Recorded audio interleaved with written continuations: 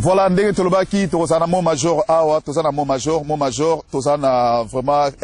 ma question pendant mingi ya retourna ote parce que toyebi que déjà détermination na bino vraiment eza correct. Mon major, bolobaki to passer message que batoba somba moi ba saki ya loso ba tiango na ndako. Est-ce que message yango penda eza ya solo pe quelque part to moni que ba ministre ba komi na bango ba athlète. C'est-à-dire ba komi ko kima Congo bazol ba komi ko kende pona ba raison ya vacances pona ba na bango. Yom toza vraiment na circuit wana okoko biso ndenge nini avant to solana grand Sankara un jour pona marambo yom taza côté ya service ya renseignement ya CRC plat. Nakoyebisa balandi ya tango na biso ke makambo oyo vutiko soulever eza makambo ya solo bandeko congolais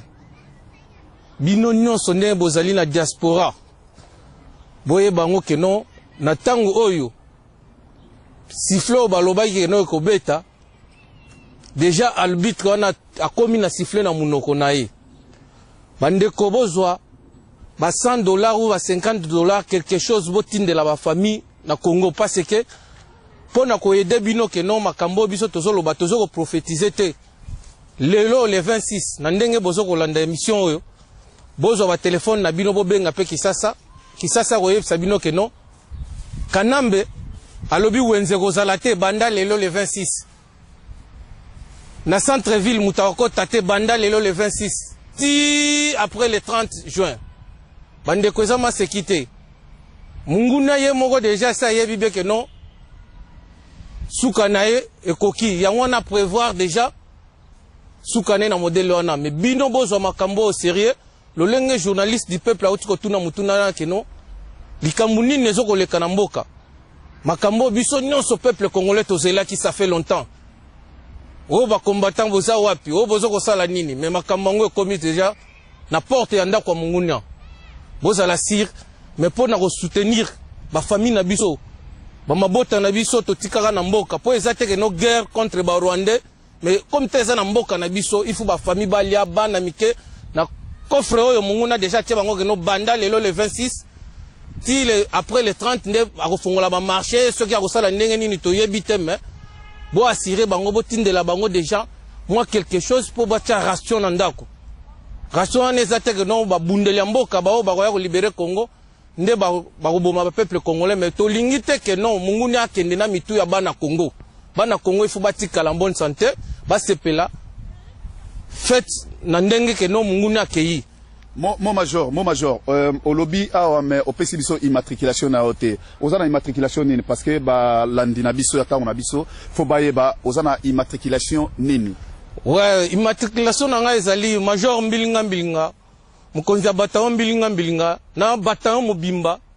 immatriculation na biso ezali CRC plateforme Layton esika retrouver major mbilinga pe na bataillon na ye mobimba baza kuna po CRC plateforme eza siko ya ba groupe nyonso siko ya major mbilinga za na bataillon na ye mobimba mbilinga baza kuna na plateforme ya CRC Layton. Merci mon major. Mon major balobi avant to si ça vraiment masolo parce que to ba to rejoindre na moi tamingité. Balobi depuis bino bopekisa makambo ya concert et betakate ba congolais mingi bazala sous propriété c'est-à-dire ba salon de coiffure et kota mpiaka. Est-ce que ça pende ya solo? Mais mutu wana koloba bongo ke no depuis to pekisa makambo ya musique betate ba congolais ba salon comme mpiaka mais na omona ke no yende ayebi no kokata suki te. Cela veut dire que non mutu ya salon nande ayebi kokata te parce que ezala bato oyo bakendaka na bandako ya nzambe ba église ba pasteur bango tout bakataka basuki na bango journaliste yo moko za propre je pense pas que non propriétaire no ya kasoki ba musicien ya kili wana ba ya wande okati te ya meza libela o ya libela cela veut dire congolais propriétaire na eza libela mutu ya salon ana ko sateke non azo akomi mpiaka parce que ba musicien bazoko ya tena na Londres yangwana bato bakata suki te wana d'abord eza injure grave na peuple congolais na salon bongo soko kendaka ko kende suste parce que zone dimoko no propriétaire no chaka po na ba musicien OK congolais ba ebie na monde entier que no congolais c'est l'homme propre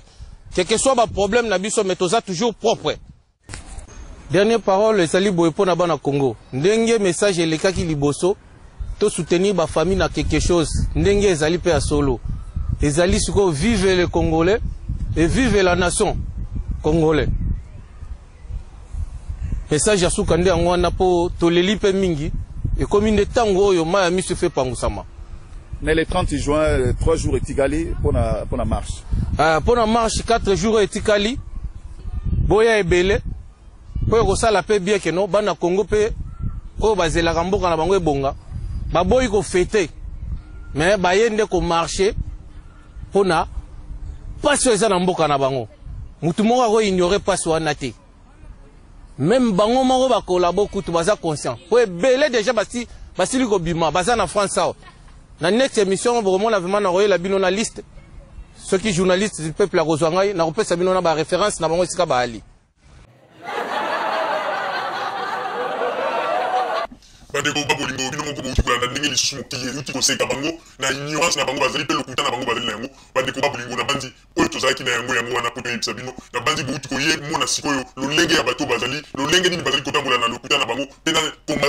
kombata na bango bazali kobenga soki mokrekese azwi alati matiti na mapeka lokola matiti oyo ndenge tozali koluba ete bakunza ya taba alati yango na mapeka na ye mpona kolakisa ete ye nde azali na bokasi ya kokende kolibere Kongo botala ndenge asa akomi ye moto mobimba sante ezali kaka kokende akomi neti skelete liboso ya kamera ezali mawa yango tozali kosenga bino bapepe congolais otika kolanda bato ya lolenge oyo bazali baincapable bazali baignorant bazali bato moko mawa mingi botala ta journaliste na bango bino bomona place nini journaliste akende koloba na bato avant fete ya le 30 juin ke mutu abima te mutu asala eloko moko te po ete ngai nde napesi ordre te so po ete ngai nde nazali koloba makambo nyonso donc mutu akokosala eloko moko te na fete ya le 30 juin donc mokolo ya le 30 juin mutu akokosala eloko moko te ntango etake ngai nde napesi mibeko te il faut ngai napesa mibeko esika nini mutu akokokutana mpe esika nini akokosangana tanke nalobi eloko te mutu akoko obligé te ndeko